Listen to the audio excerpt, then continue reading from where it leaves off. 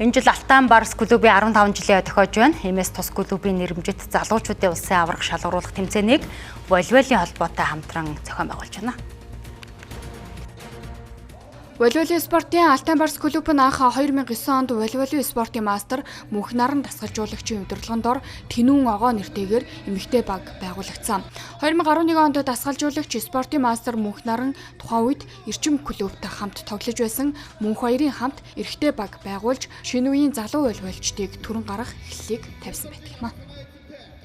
Өөрөө залуучдын улсын аврах тэмцээн маань өөрөө 30 дахь удаага зохион байгуулж байгаа. Тэгэхээр энэ 15-ын нь хамгийн дээд рекордын төлтөө эзэмшиж байгаа баг гэдгээр нөгөө утгаараа сүүлийн жилүүдэд хамгийн тогтвортой дээд лигийн хэмжээнд тогтвортой тоглож байгаа клуб байгаа ганцаараа 15 жилийн хугацаанд тэр утгаараа Монголын волейболын холбоонд бид нар хүсэлт гаргаад энэ жилийн тэмцээнийг нэрмжлэл болгож зохион байгуулж байна. За оролцож байгаа тамирчид бол маш өнгөлөг байна. Дасгалжуулагчид ч гэсэн одоо нэлээд ирч хүчтэй харагдаж байна.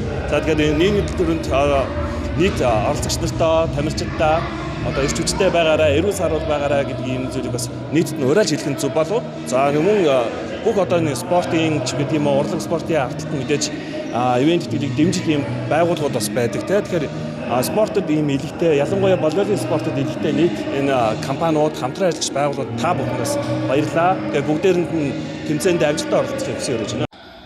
Тамирчид бэлтгэж эхлэхдээ өмнө нь дээд хэмжээний тэмцээнд тоглож байсан өндөр ур чадвартай тамирчдыг бас өндөр нуруутай сурч тэмүүлэх өндөр ирмэлцэлтэй залуучуудыг шигшин авч 2011 оноос үндэсний дээд лигийн клубын хэмжээнд өрсөлдөхүйц клубүүдийн нэг болсон.